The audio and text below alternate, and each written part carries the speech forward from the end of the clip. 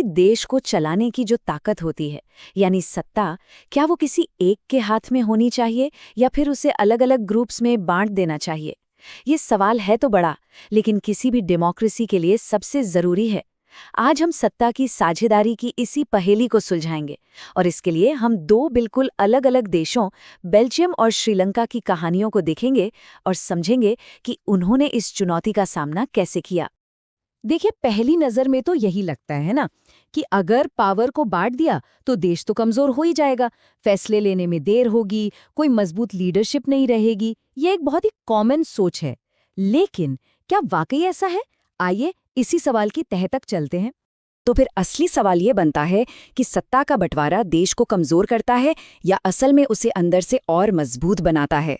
इसका जवाब हमें इन दो लोकतंत्रों की कहानी में मिलेगा, जिन्होंने इस एक ही सवाल के दो बिल्कुल अलग-अलग जवाब दिए।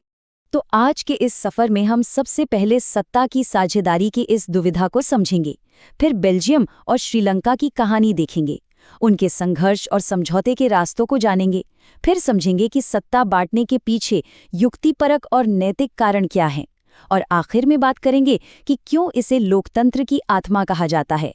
चलिए शुरू करते हैं। तो चलिए मिलते हैं अपनी कहानी के दो मेन कैरेक्टर्स से।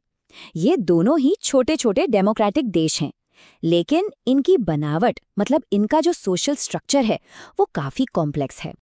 ये है बेल्जियम और श्रीलंका। नक्शे पर देखने में भले ही ये छोटे लगें, लेकिन इनके अंदर भाषा और संस्कृति के आधार पर कई अलग-अलग समुदाय एक साथ रहते थे, और यही डाइवर्सिटी, यही विविधता आगे चलकर इनकी सबसे बड़ी चुनौती बनी।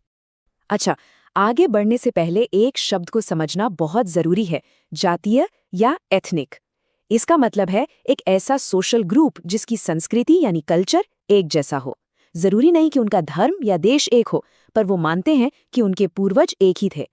हमारे दोनों देशों में जो टकराव हुआ, उसका आधार यही जातीय बनावट थी। ठीक है, तो पहले बेल्जियम को देखते हैं। यहाँ करीब 59% आबादी डच भाषा बोलती थी, जो फ्लेमिश इलाके में रहती थी। लगभग 40% लोग फ्रेंच बोलते थे, जो वलोनिया इलाके में रहते थे, और बचा हुआ 1% जर्मन बोलते थे। मतलब साफ है कि देश में डच बोलने वालों की मेजॉरिटी थी। लेकिन कहानी में एक जबरदस्त ट्विस्ट था, और वो था राजधानी ब्रसल्स में। यहाँ मामला एकदम उल्टा था। जहाँ पूरे देश में डच बोलने वाले ज्यादा थे, वहीं राजधानी में 80% लोग फ्रेंच बोलते थे।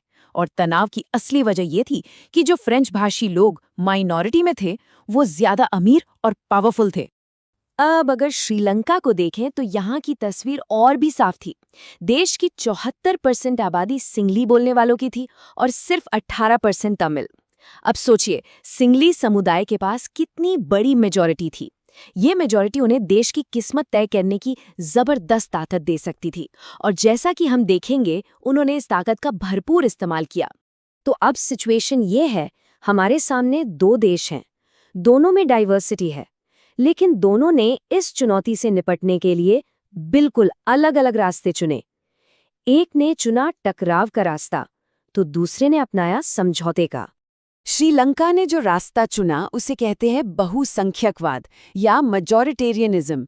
ये एक ऐसी सोच है कि चूंकि एक समुदाय संख्या में ज्यादा है, इसलिए उसे अपनी मर्जी से देश चलाने का पूरा हक है, भले ही इससे माइनॉरिटीज यानी अल्पसंख्यक समुदायों की जरूरतों और इच्छाओं को नजरअंदाज करना पड़े। मतलब हम ज्यादा हैं तो हमारी ही चलेगी। तो 1948 में आज़ादी के बाद श्रीलंका की सरकार ने एक के बाद एक ऐसे कदम उठाए जिससे सिंघली लोगों का दबदबा कायम हो जाए। जैसे 1956 में एक कानून बनाकर सिंघली को देश की अकेली ऑफिशियल लैंग्वेज बना दिया।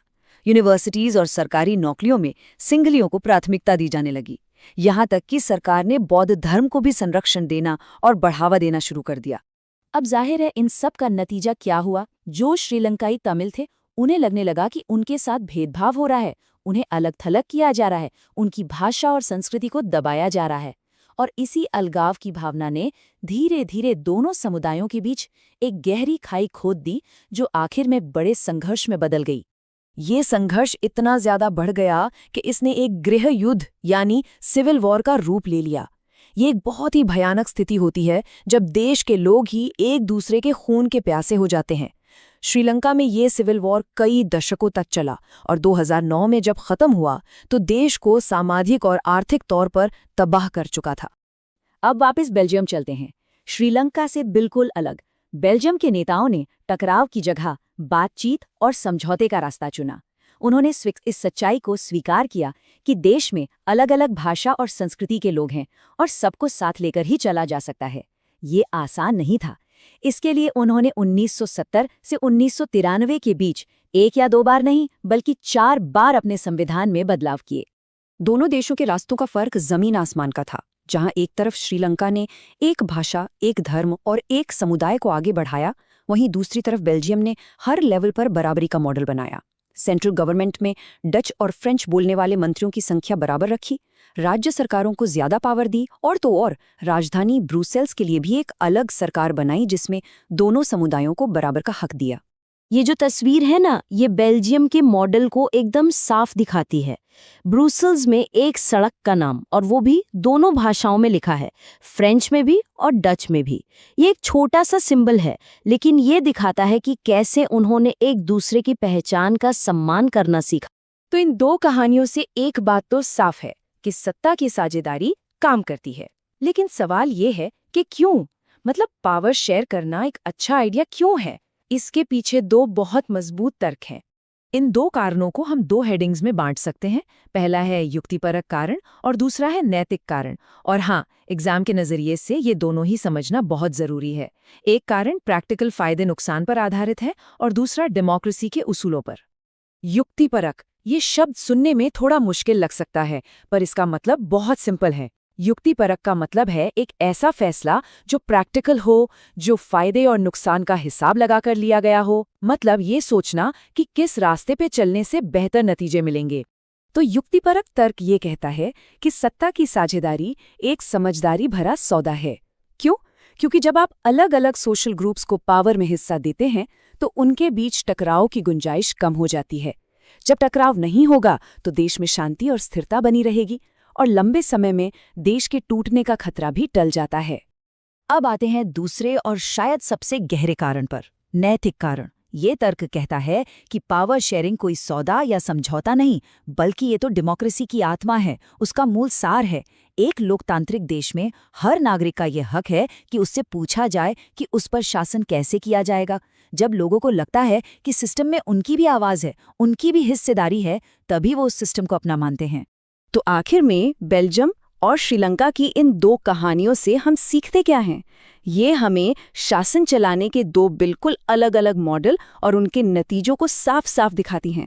तो अंत में ये सवाल हमारे सामने है, एक मजबूत और टिकाऊ देश कौन सा है? वो जो अपनी ताकत का इस्तेमाल करके मेजॉरिटी की इच्छा को सब पर थोप देता है, या वो जो देश की विविधता का सम्मान करके सबको साथ लेकर एक सच्ची एकता बनाता है? इन 2 कहानियों को देखने के बाद जवाब शायद